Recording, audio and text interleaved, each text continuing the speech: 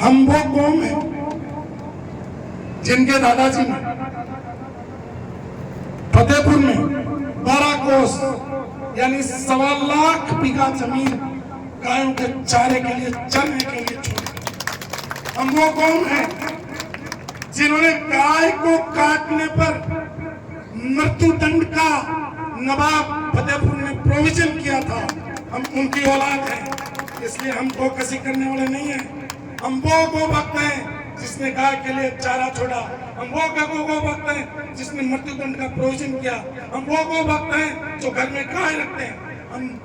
हम वो गोभक्त नहीं हैं जो दिखावा करते हैं, हम तो काम करते हैं। इसलिए मैं उन सबको संदेश देना चाहता हूँ कि हमें कोई नहीं सिखाए कि देश की जो है तो देश के लिए वतन प्रस्ती क्या होती है। हम वो कौम हैं जिस कौम ने इस देश के लिए शहादत दी, चाहे 1965 की लड़ाई हो, 1962 की लड़ाई हो, 1971 की लड़ाई हो या कारगिल का युद्ध हो, अपनी कुर्बानियां देकर इस देश को बचाने का काम किया।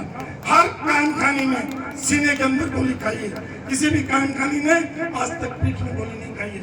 इसलिए हमें वो लोग जो भाषण देते हैं, मैं उनको कहना चाहता हूँ कि आपके परिवार ने तो एक नाखून भी नहीं कटाई इस देश के लिए। हमारे परिवार ने सीने में गोलियां खाई हैं, इसलिए हम फक्र करते हैं। तुम हमें नसीहत मत दो, हमें नसीहत वो दे जिसने इस देश के लिए शहादत दी। हमें नसीहत वो दे जो इस मिट्टी के लिए मरा है। हमें नसीहत वो दे जो इस देश के लिए मरना चाहता है। इसलिए हमें कोई नसीहत नहीं दी। ये मुल्क हमारा है, हम यहाँ पैदा हुए हैं, इसके लिए जान भी देंगे और जान इसके नीचे नहीं होने देंगे। इसके लिए खून देने की जरूरत होगी, खून भी देंगे। यहीं जन्मे थे, यहीं मरेंगे, यहीं दफन होंगे इंशाअल्लाह। तो ये मुल्क हमारा है।